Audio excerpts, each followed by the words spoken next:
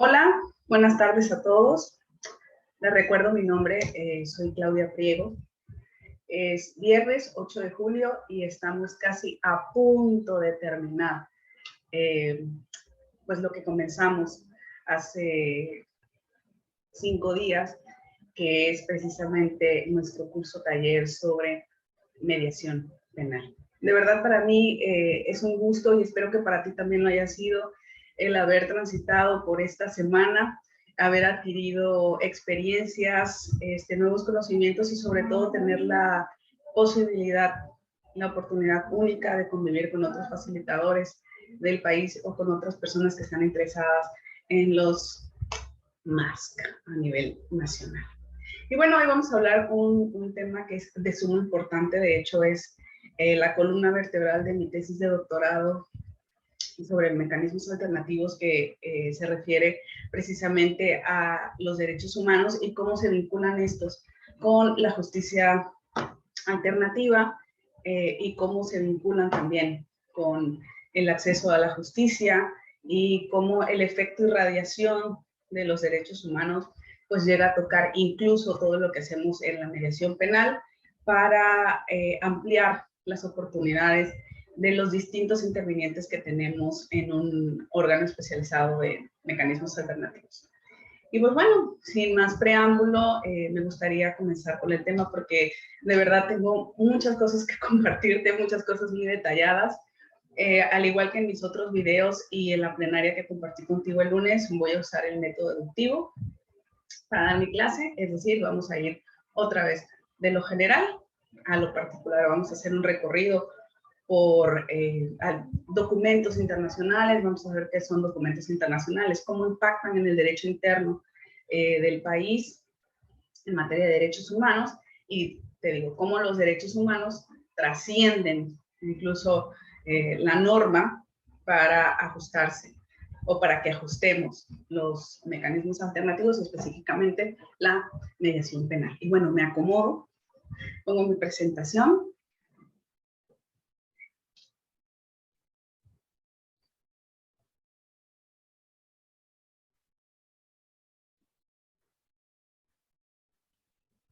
Y bueno, como te dije, el tema de hoy es derechos humanos en la mediación penal.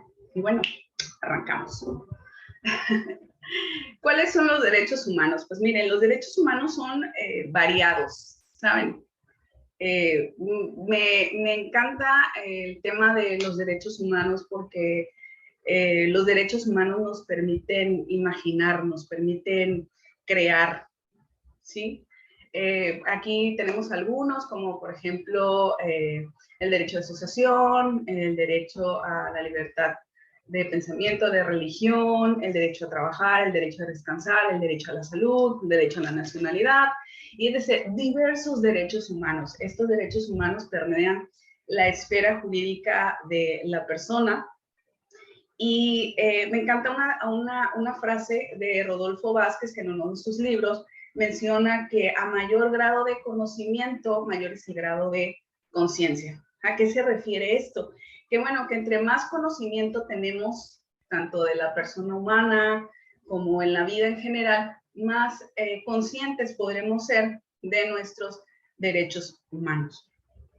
Es muy lamentable lo que te voy a decir, pero a lo mejor las mujeres que son parte de pueblos originarios, que son mujeres indígenas, pues al no tener el acceso a la educación, que sí podemos tener mujeres que hemos tenido muchos privilegios como yo, pues obviamente no se van a sentir tan tocadas en sus derechos humanos como si podría ser yo, y esto se debe a que yo soy, pues tengo más educación, más acceso a la información, y obviamente eso me genera un mayor grado de conciencia. A lo mejor una mujer en estas condiciones no se dé cuenta que se le está violando su derecho a tener una educación, porque no sabe que puede ser educada, o a lo mejor en el pueblo de donde procede, pues las mujeres no estudian, y realmente es muy interesante ver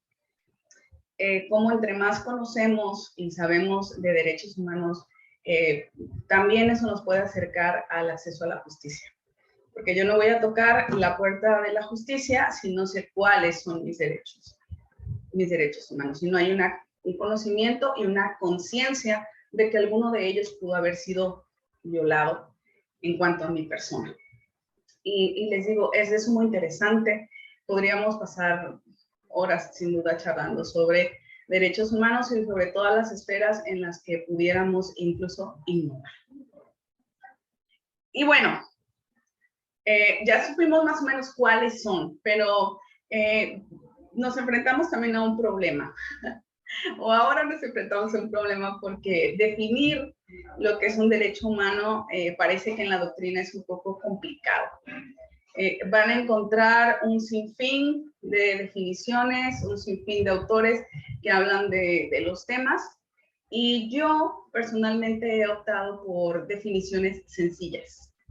¿Sí? Entre más cosas le ponemos a las definiciones, pues obviamente más se complica el tema, más nos adherimos o no a alguna corriente filosófica. Les voy a dar también algunos ejemplos de eso que les estoy diciendo, pero por eso, y para esta clase, yo he preferido buscar una definición, no mía, de Pedro Niken, sobre los derechos humanos. Pedro Niken nos dice que son los atributos, fíjense, son atributos de toda persona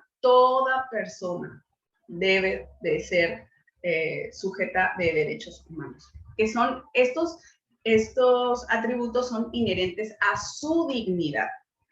Y estos derechos humanos, el Estado está en deber de respetarlos, garantizarlos y satisfacerlos. Es decir, que frente a mis derechos humanos, el Estado no puede quedarse sin hacer nada, porque el Estado es el principal garante de esos derechos humanos, y además de reconocerlos, lo tiene que respetar y los tiene que garantizar y satisfacer.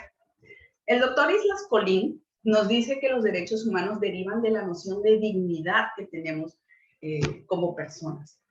La dignidad, dice, es el origen de todos los derechos. La esencia de la dignidad es lo humano del hombre. Y volvemos a los que les comentaba hace ratos, que dice Rodolfo Vázquez. Entre más conscientes somos de lo humano que hay en nosotros, más conscientes seremos de la titularidad de estos derechos humanos que tenemos. Es una definición muy sencilla, son atributos de la persona inherentes a su dignidad que el Estado debe de reconocer, respetar, satisfacer y garantizar.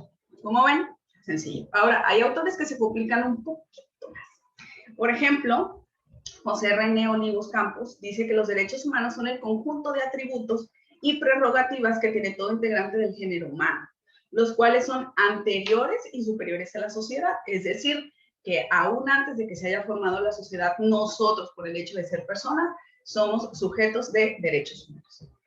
Dice que son superiores y anteriores a la sociedad, así como a cualquier forma de organización y ejercicio del poder político. Esta visión, como nos damos cuenta de su simple lectura, es una visión naturalista de los derechos humanos.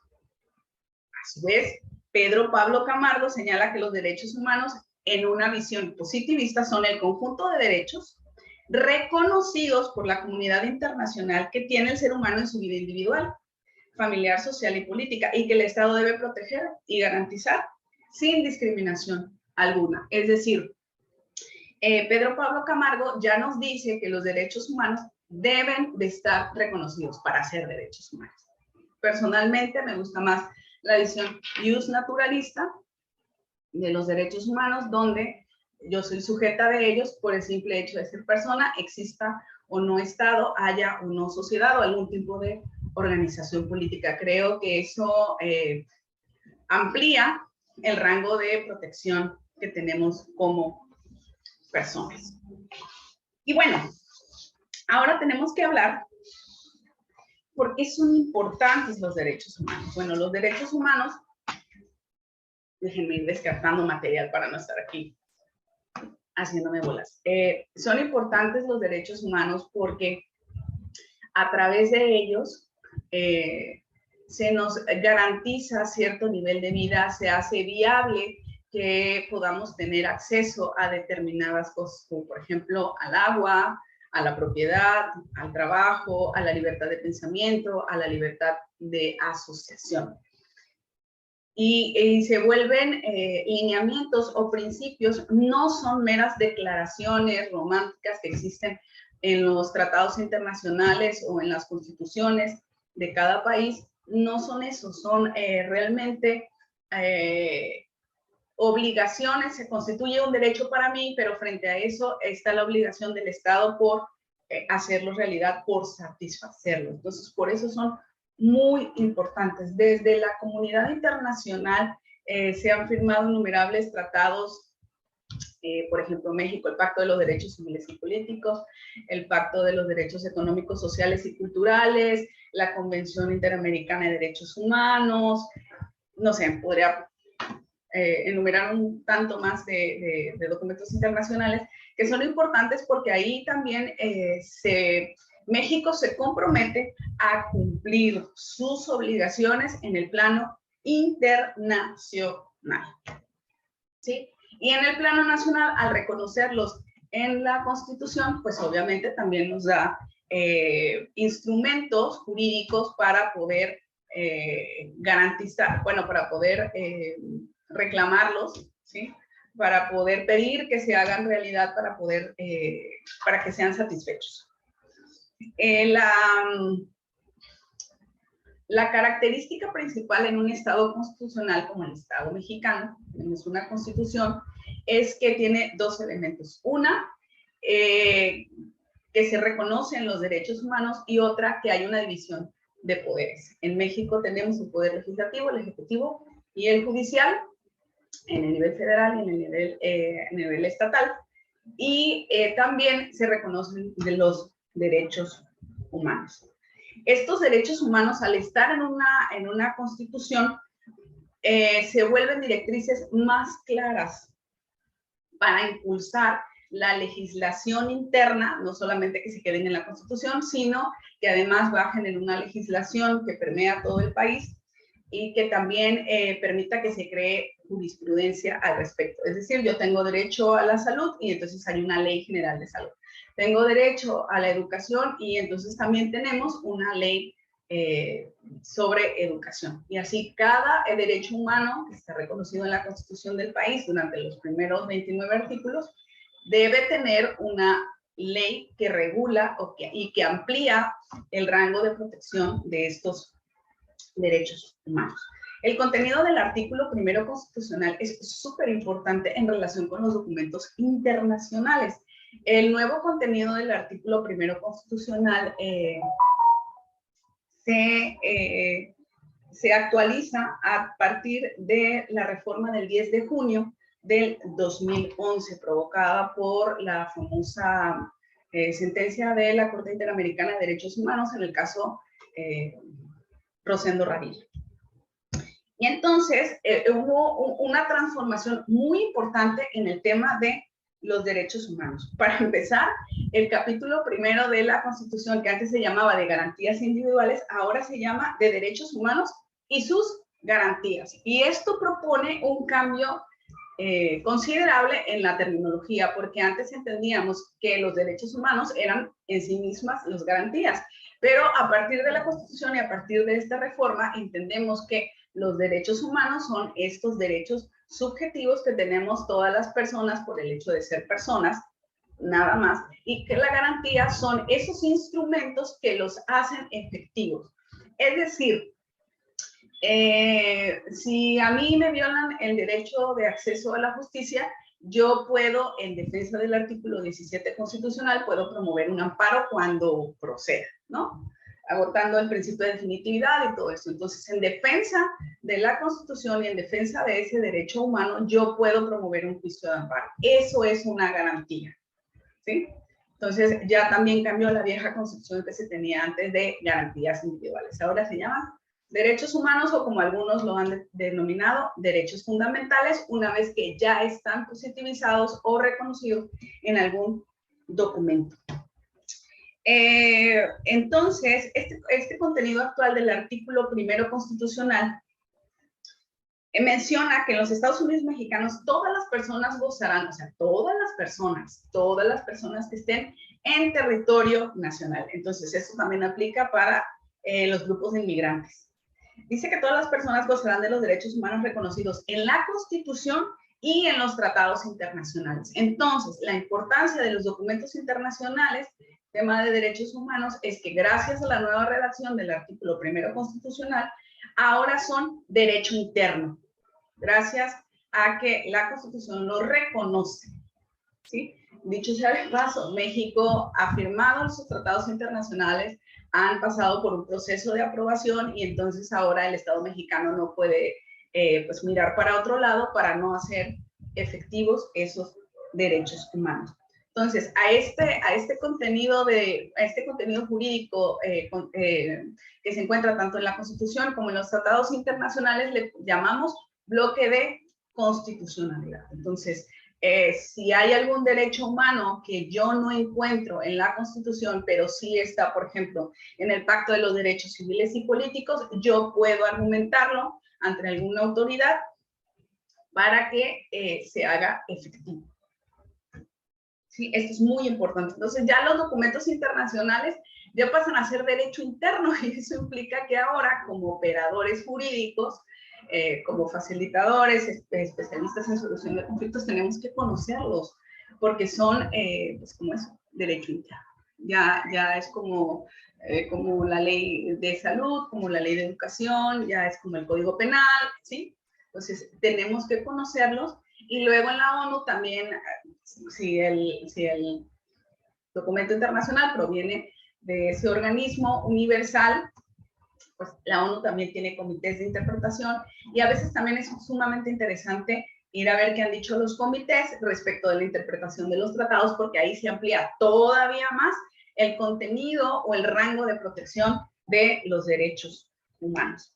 Ese mismo artículo dice que todas las personas tendrán garantías para la protección de sus derechos. Es decir, estos derechos humanos deben de tener vías o instrumentos jurídicos para que puedan reclamarse que sean respetados por el Estado. Quito mi documento. Estas garantías son las que permiten la protección eficiente de los derechos humanos. Es decir, si el Estado mexicano no provee de escuelas, entonces tenemos que ir a ver cuál es la garantía para que el Estado mexicano ponga el ojo ahí y entonces nos ponga escuelas, ¿sí? O nos garantice el acceso a la educación. Si no existieran estas garantías, los derechos humanos serían simples declaraciones románticas sin ninguna efectividad. Y eso sería muy triste, porque entonces tendríamos documentos jurídicos bellísimos, pero que, pues, que nadie puede ejecutar o hacer cumplir. ¿Sí?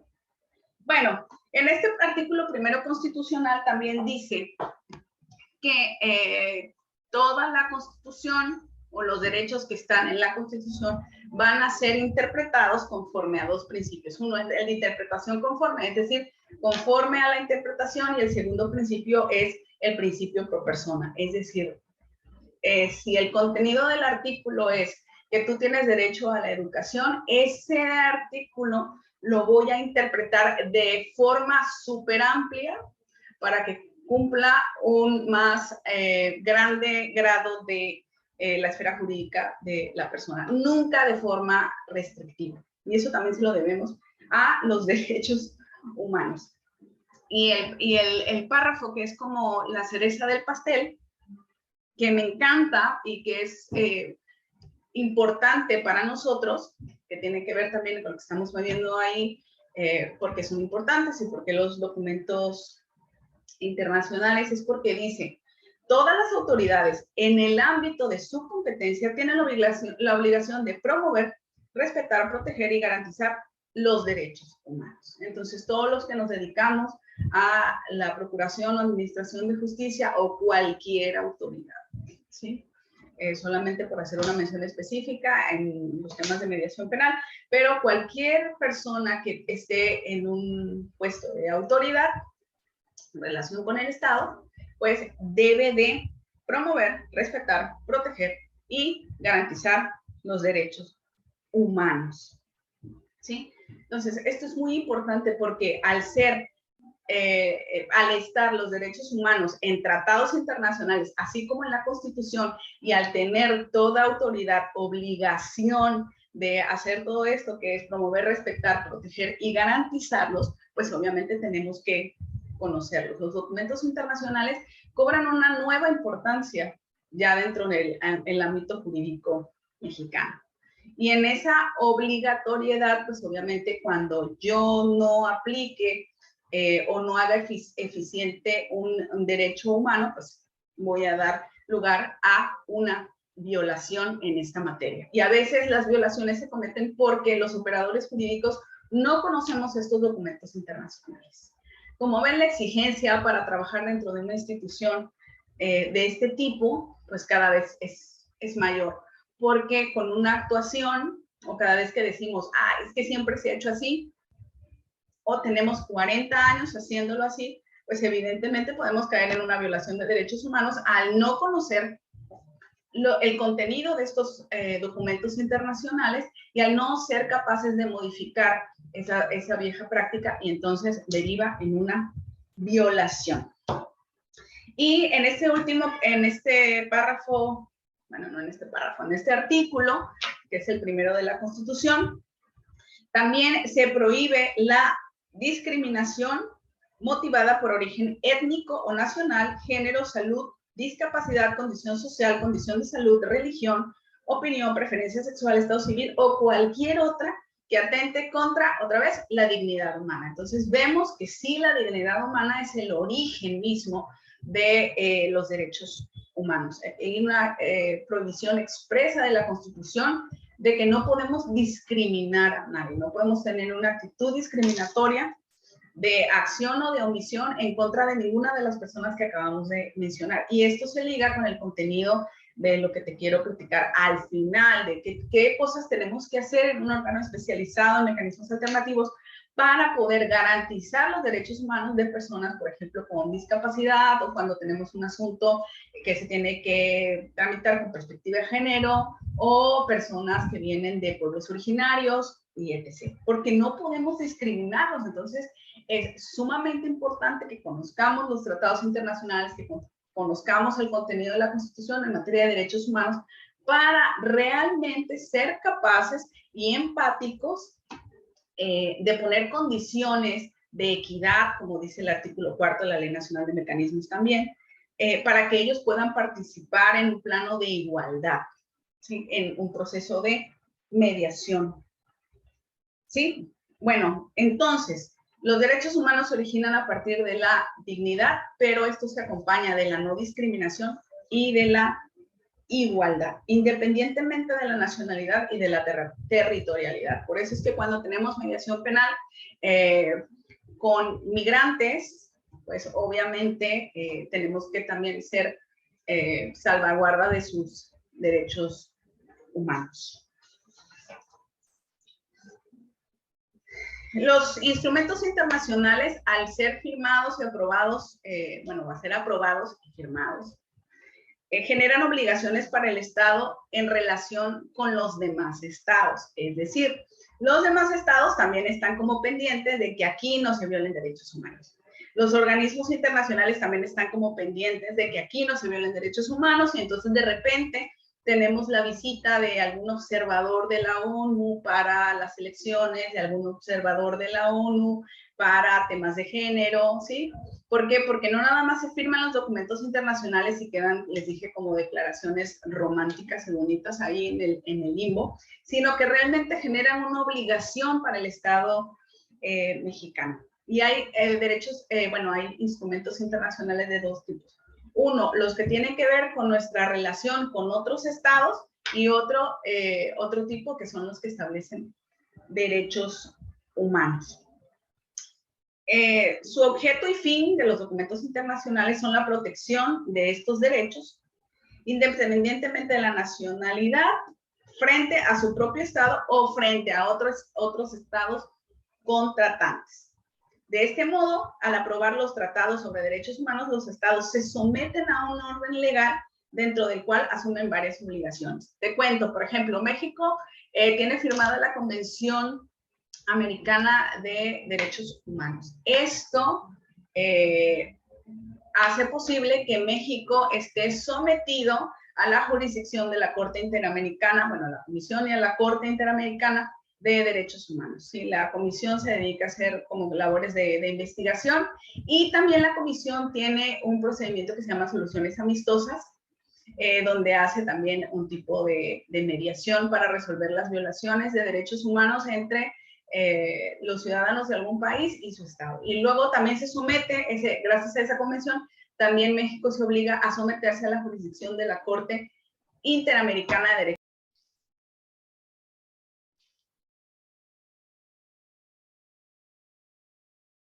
Por último, en relación con el tema de los documentos internacionales, quiero mencionarte que suponen una medida de protección bastante importante para todos los seres humanos, la cual cobra eficacia a través de las sentencias de los tribunales internacionales. Es, por tanto, cuando un derecho humano está reconocido tanto en la Constitución como en los tratados internacionales, debe acudirse a ambas fuentes para determinar su contenido y alcance. No olvides eso.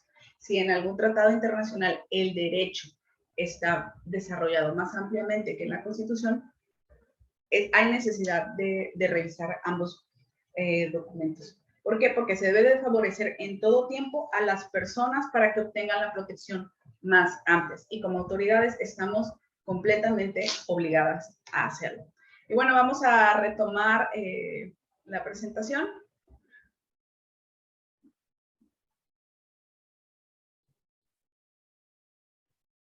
Y vamos a pasar al otro tema, que es el fundamento constitucional de todo lo que les estaba hablando, que es evidentemente el artículo primero constitucional, su contenido, que ya más o menos lo describimos.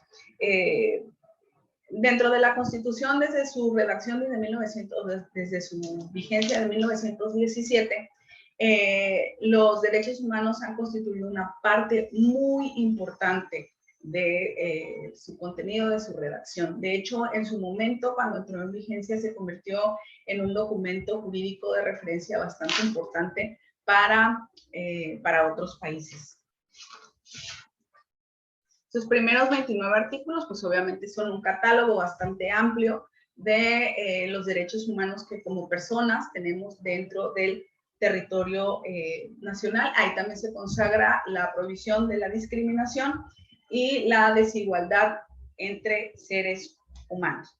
Me gusta mucho la definición de Ferdinand Lassalle respecto de la Constitución, la cual dice que es la suma de los factores reales de poder en cada país. En respecto de la Constitución mexicana, es como reconocer que dentro de ella hay una suma de intereses, grupos de personas que habitamos dentro del país, cuyos intereses o factores de poder están reconocidos en la Constitución. Como les dije, en un Estado democrático debe de haber una organización de sus tres poderes y la Declaración de los Derechos Humanos, lo cual tiene también nuestra Constitución. Y estos derechos son parte de un catálogo que se le llama derechos fundamentales por haber estado ya reconocidos dentro de este texto. Los documentos internacionales son también catálogos de estos derechos. La trascendencia a nivel nacional de este artículo, pues es obviamente que se reconoce la obligación de todas las autoridades para que nosotros conozcamos los derechos y para que los respetemos, los reconozcamos, los garanticemos y los promovamos también.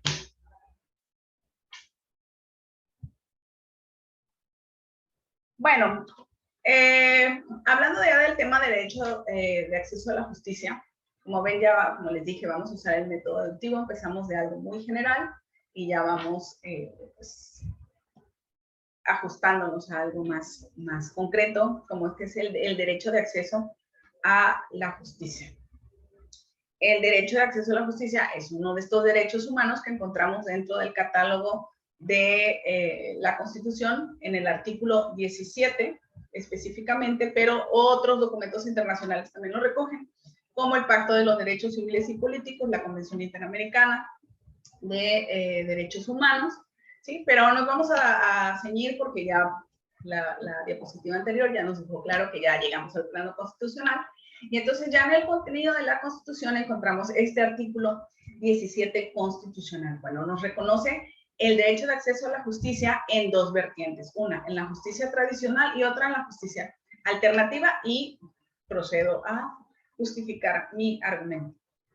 El primer párrafo de este artículo 17 dice: ninguna persona podrá hacerse justicia por sí misma ni ejercer violencia para reclamar su derecho. Esto implica que cuando a ti te ha sido violentado algún derecho por el Estado, por algún particular, no puedes hacerte justicia por tu propia mano y tampoco ejercer violencia para reclamarlo. Es decir, tampoco puedes ir y aplicar la ley del talión. Entonces, al tener y todas las personas esa prohibición, que queda, ¿no?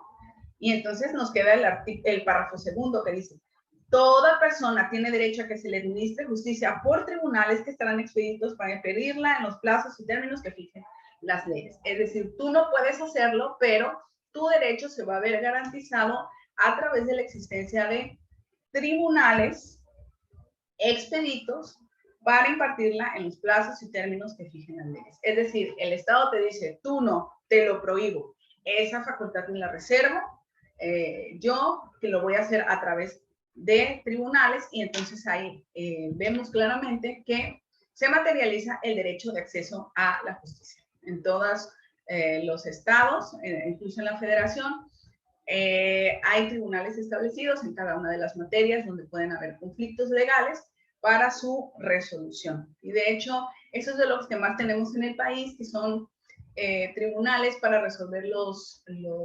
conflictos de las personas a través de la contradicción, a través de litigio, a través de ir a tribunales y apelar a que tenemos la razón, ofrecer pruebas y todo esto que ya conocemos como justicia tradicional. Bueno, ¿dónde se reconoce el derecho de acceso a la justicia alternativa en su vertiente de justicia alternativa? Pues en ese mismo artículo 17 de la Constitución, simplemente que cambia de párrafo. El párrafo ahora es el quinto. Aquí dice que las leyes preverán mecanismos alternativos de solución de controversias. Es decir, las leyes, ¿cuáles?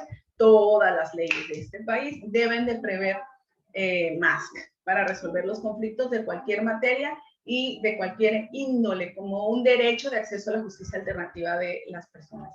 El derecho de acceso a la justicia alternativa en materia penal, esto también en este párrafo dice: en materia penal regularán su aplicación, asegurarán la reparación del daño y establecerán los casos en los que se requerirá supervisión judicial. Entonces vemos que antes este párrafo quinto no existía. Antes me estoy refiriendo a junio del 2008, cuando se agrega, como creo que era párrafo tercero, y ya han habido otras adiciones, entonces ya bajó a ser el párrafo quinto. Y pues ahí lo que antes solamente era el derecho de acceso a la justicia o la tutela judicial efectiva, pues ahora ya también se reconoce el derecho de acceso a la justicia alternativa. Y miren que uno de los grandes retos a nivel mundial es precisamente garantizar este derecho de acceso a la justicia. Es una preocupación generalizada que a los 193 países que son miembros de la Organización de las Naciones Unidas le ha preocupado. Tanto que en diciembre del 2012, la Asamblea General de la ONU aprobó por unanimidad los principios y directrices de las Naciones Unidas sobre el acceso a la asistencia jurídica en los sistemas de justicia penal a través de la resolución 67/187. En este documento internacional, volvemos al documento internacional, se reconoce que los estados deben adoptar una serie de medidas que pueden maximizar el efecto positivo que el establecimiento o fortalecimiento de un sistema de asistencia jurídica eficaz puede tener en el acceso a la justicia. Más tarde, el 25 de septiembre del 2015, en una cumbre de Naciones Unidas en Nueva York sobre el desarrollo sostenible, se firmó otro documento titulado Transformar nuestro mundo, la Agenda 2030, que seguramente las han oído mencionar por ahí o a lo mejor en algún noticiero. Es una Agenda 2030 para el desarrollo sostenible. En esta agenda fueron muy claros los estados en dejar como líneas de acción en donde se supone que iban a focalizar su atención, y eran 17 puntos, ¿sí? Para que nadie, se supone, para que ninguno de los estados quedara rezagado para el 2030, que faltan 8 años ya nada más. Dentro de esos 17 objetivos se incluyeron 169 metas. En el objetivo 16.3 se hace referencia a la paz, la justicia e instituciones sólidas, entendiendo que son temas importantes de ser abordados para crear sociedades pacíficas e inclusivas. Entonces vemos que realmente el acceso a la justicia también es parte de una agenda internacional que preocupa a la Organización de las Naciones Unidas, porque el derecho de acceso a la justicia es precisamente ese derecho que nos va a garantizar poder acceder a instrumentos jurídicos para no ser violentados tanto en nuestros derechos humanos como en el resto de los derechos civiles, políticos y etc. Por eso es importante mencionar el contenido de este documento para justificar que el derecho de acceso a la justicia es una prioridad a nivel nacional. Y si es una prioridad a nivel nacional y si México ha suscrito esos documentos internacionales, pues también debe ser una prioridad para el Estado mexicano y para todos los que nos dedicamos a la procuración y la administración de justicia, ya enfocándolo para la mediación. En este documento o en esta finalidad en el punto 16.3 se busca originar sociedades pacíficas e inclusivas que contribuyan al desarrollo sostenible y facilitar el acceso a la justicia. Fíjese también lo que dice. El no acceso a la justicia implica que los conflictos no se resuelven por vías pacíficas, porque a veces pues, se resuelven por otras vías. Que los afectados no acuden ante las autoridades porque a lo mejor las autoridades no existen para resolver los conflictos y por tanto no pueden tener protección ni ningún tipo de reparación. Es decir, nadie puede velar porque su derecho sea efectivo. La propia Organización de las Naciones Unidas ha dicho que el acceso a la justicia es un principio básico dentro de un Estado de derecho. Sin él, las personas no pueden hacer oír su voz, ejercer sus derechos, hacer frente a la discriminación o hacer que rindan cuentas los encargados de tomar las decisiones. Voy a permitirme leer a Capelletti porque me encantó lo que dice sobre el acceso a la justicia. Dice, las palabras acceso a la justicia no se definen con facilidad.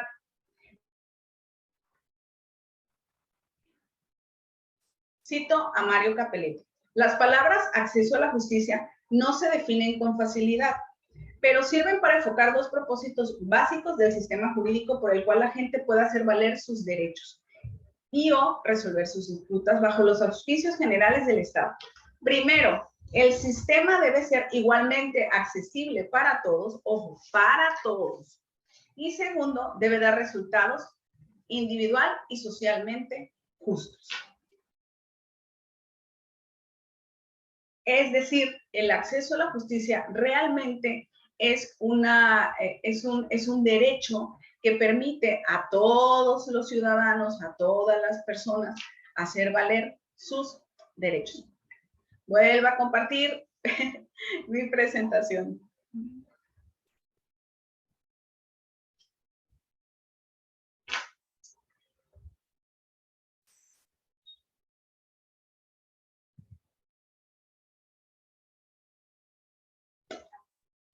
Bueno, y entonces toda esta reflexión me lleva al punto siguiente. Los derechos humanos tienen un efecto de irradiación. En la Declaración y Programa de Acción de Viena, aprobados por la Conferencia Mundial de Derechos Humanos el 25 de junio de 1993, se recomendó que cada estado considere la posibilidad de elaborar un plan de acción nacional en el que se determinen las medidas necesarias para que se mejore la promoción y protección de los derechos humanos. Es decir, Los derechos humanos no son simples declaraciones, ¿sí? Estamos todos los que formamos parte del Estado obligados a hacer eficientes estos derechos. Tiene que haber planes de acción a nivel nacional para que los derechos sean eficientes y sean respetados ahí donde no lo son. Entonces, con este efecto de radiación, porque a lo mejor el derecho humano puede estar en un documento internacional y no en la Constitución, y no por eso como servidor público estoy exenta de saberlo, debo de conocerlo, de hecho. Entonces, ahora como servidor público se me está exigiendo un conocimiento mayor de todos estos documentos internacionales. Vemos entonces que un derecho humano que se encuentra en un documento internacional puede modificar incluso una norma de nivel estatal, ¿sí? Con la reforma también del artículo 1, se permite que ahora todas las autoridades en el ámbito de su competencia pues hagan una especie de control difuso de la constitucionalidad, y entonces vemos si la norma estatal viola o no la Constitución. Y en ese sentido, si encontramos un derecho humano que está mejor garantizado en un documento internacional, pero no en una ley local, nosotros podemos inaplicar esa ley local y aplicar directamente el tratado internacional o la norma constitucional. Entonces podemos, a través de esa inaplicación, pues ver cómo el efecto que irradian los derechos humanos trastoca cualquiera de las actuaciones o cualquiera de las decisiones que como autoridades podamos tomar. Me parece a mí esto un tema, les digo, de sumo importante, todo lo que es el efecto irradiación de los derechos humanos y el alcance que puede tener en cada uno de los asuntos que se pueda tramitar. Sí, es la nueva justicia del siglo XXI, o sea, ya estamos todos en este barco, y entonces tenemos que conocerlos. Realmente es un tema súper interesante y súper importante. Y bueno, al punto que quería yo llegar es que estos derechos humanos y su efecto de radiación tienen un impacto bastante importante sobre determinados grupos vulnerables que pueden estar presentes en un asunto que sea derivado en un órgano especializado y que sea sujeto a una mediación. Comenzaremos con los pueblos indígenas, ¿sí? O pueblos originarios. Las personas que forman parte de estos pueblos, hay que reconocer que tienen una visión del mundo muy particular, no comparten la visión del mundo occidental. Ellos tienen una cultura que se ha desarrollado con conocimientos ancestrales y que obviamente no son compartidos por la cultura occidental y que muchas veces chocan, ¿sí? Entonces, en ese sentido, las autoridades estamos obligadas a no hacer, ¿sí? La Constitución les dice, les reconoce ciertos derechos para conservar su autonomía, su libre determinación y a tener sus propias maneras de acceder a la justicia, sus propias maneras de resolver sus conflictos, y entonces nosotros a veces como autoridades tenemos que no actuar, ¿sí? Pero en el caso de que sí tengamos injerencia en el asunto y de que además el asunto haya sido canalizado para una mediación, es necesario que garanticemos sus derechos humanos para que no sean violados, sobre todo atendiendo a la especial característica de las personas indígenas. ¿Sí? En este sentido, la fracción octava del apartado A del artículo 2 de la Constitución dice que en el ámbito de la justicia estatal es la prerrogativa de quienes se autoadscriben como indígenas que sus especificidades culturales y sistemas normativos, costumbres o derecho consuetudinario sean tomados debidamente en consideración cuando les sea aplicada la legislación nacional. Lo que la fracción octava se refiere es que cuando se aplique la legislación nacional o estatal en un asunto que es de competencia de los órganos del Estado, se pueda considerar estas especificidades culturales y también las normas indígenas. La fracción octava de este artículo segundo de la Constitución también dispone que los indígenas tienen en todo tiempo el derecho a ser asistido por intérpretes y defensores que tengan dos características: conocimiento de su lengua y además de su cultura. Recordemos que cuando estamos traduciendo o interpretando algún idioma o alguna lengua, pues obviamente existen aspectos culturales que si los traducimos o los interpretamos de forma literal, pues no van a tener sentido para nuestra mente occidental. Y esa es la obligación de las autoridades, de que cada vez que tengamos un asunto con indígenas, pues podamos proveerles de un traductor en caso de que no hablen el español o que no lo entiendan, o bueno, en cada asunto en el que ellos puedan manifestarlo. Regularmente en los órganos especializados, pues podemos tener colaboraciones, convenios de colaboración con otras instituciones para que nos puedan ser facilitados estos intérpretes y se les pueda garantizar de mejor manera el derecho de acceso a la justicia a las personas indígenas.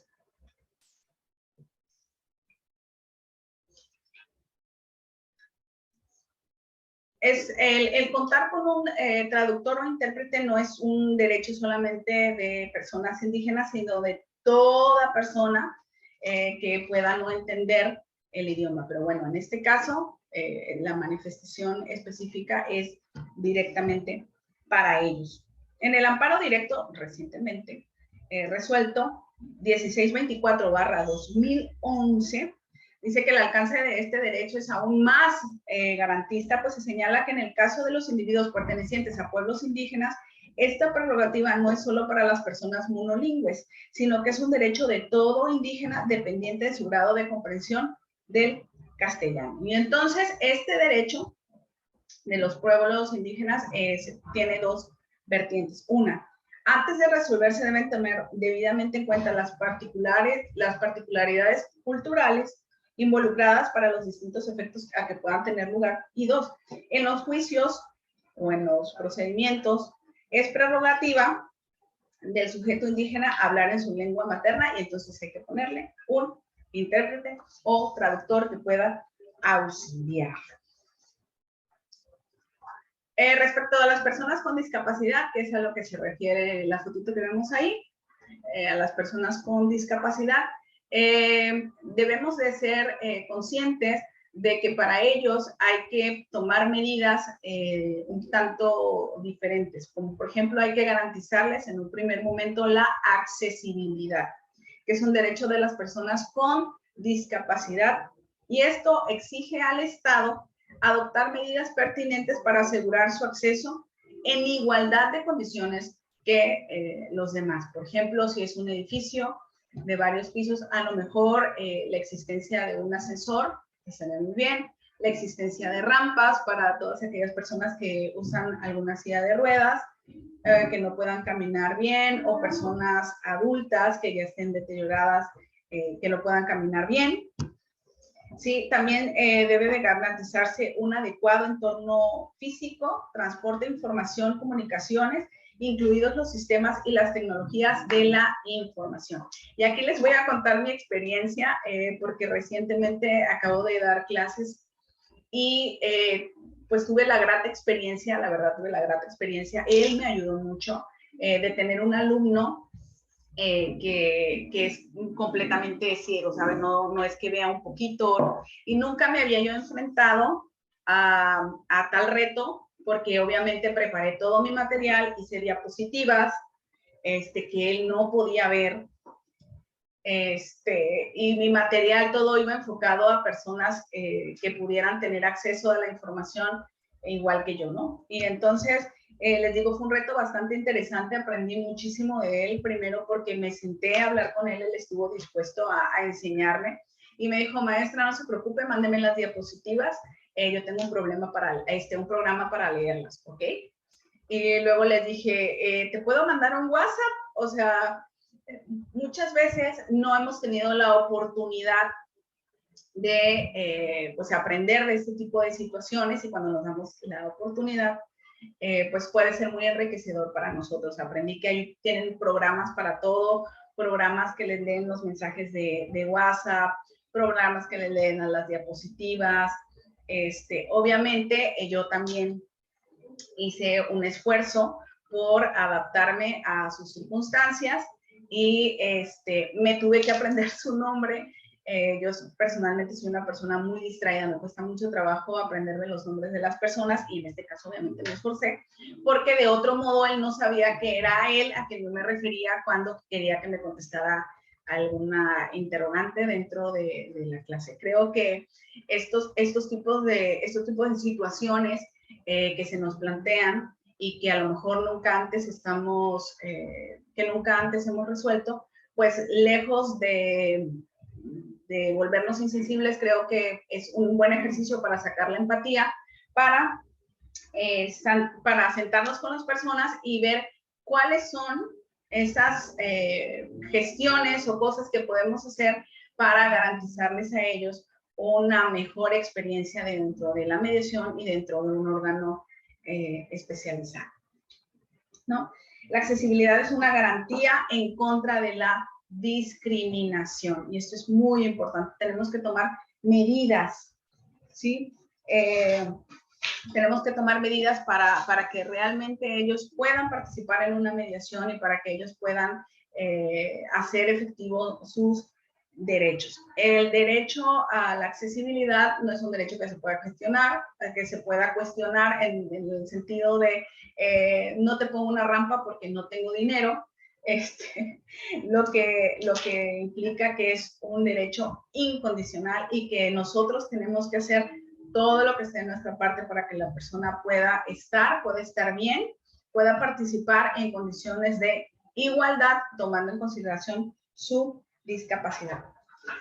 Otra pista podemos encontrarla en el artículo 10 del Código Nacional de Procedimientos Penales. En la última parte dice: en el caso de las personas con discapacidad deberán preverse ajustes razonables al procedimiento cuando se requiera. Si bien es cierto, esto no se refiere al procedimiento mecanismos alternativos, recordemos que como es una interpretación que va a ampliar el rango de protección de la persona, yo lo tomo también para mecanismos alternativos. Y entonces es necesario que el ente o la persona garante de los derechos, en este caso el órgano especializado, entable un diálogo con la persona con discapacidad con el fin de conocer las necesidades de esta última. Les digo, nosotros a veces no estamos tan familiarizados con las necesidades especiales que ellos puedan tener, entonces lo más honesto que podemos hacer es entablar un diálogo con ellos para que ellos nos digan también de qué manera se puede modificar lo que se hace en el órgano especializado para adaptarnos a sus necesidades. Los ajustes son solicitados por la persona con discapacidad. La obligación de proporcionarlos, obviamente, es de nosotros.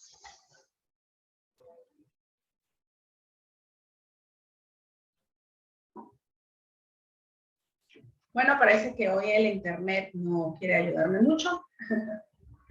Así que bueno, vamos ya en la última parte de la exposición.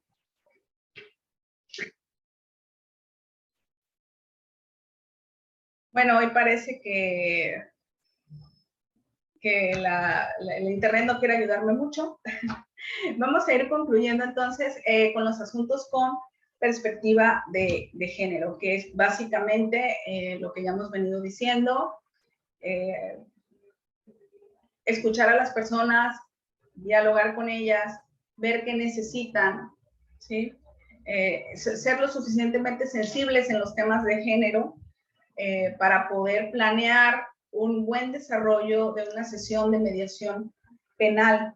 Específicamente en el tema de las mujeres, vuelvo a un documento internacional, la Convención sobre la Eliminación de todas las formas de discriminación contra la mujer, en el artículo 2, dice que se condena la discriminación en contra de las mujeres, por lo que se obliga a los estados a llevar a cabo medidas para erradicarlas, y la mediación penal en ese sentido no es la excepción. Entonces, cada vez que detectemos alguna cuestión de género, no solamente en contra de mujeres, sino también en contra de otro grupo vulnerable, como puede ser, no sé, un grupo LGTB, podemos tomar acciones y medidas, también platicarlos con ellos y preguntarles qué podemos hacer nosotros desde nuestras actividades para mejorar su experiencia dentro de la mediación, para empoderarlos, para ponerles esa tablita que les falta para que queden en una igualdad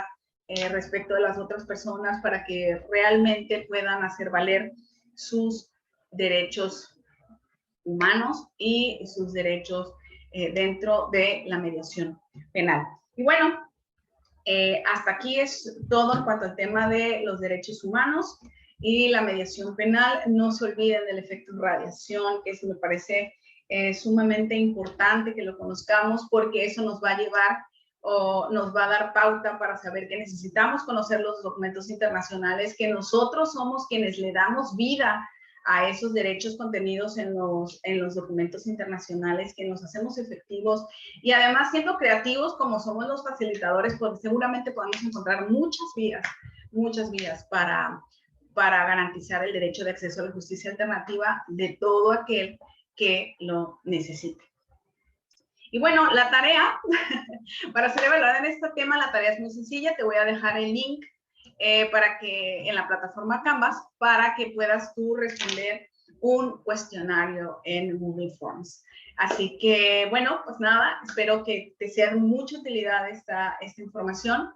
De verdad, también deseo que te quede hambre y sed de aprender sobre derechos humanos en general y sobre documentos internacionales, que no te quedes solamente con el plano nacional, que no te quedes solamente con la jurisprudencia de la Suprema Corte de Justicia de la Nación, sino que también puedas acercarte a la jurisprudencia de la Corte Interamericana de Derechos Humanos, la cual también nos obliga, porque tenemos firmada, como te dije, la Convención Interamericana de Derechos Humanos. Entonces, en el ámbito del derecho hay mucho que conocer y creo que los derechos humanos están más actuales que nunca.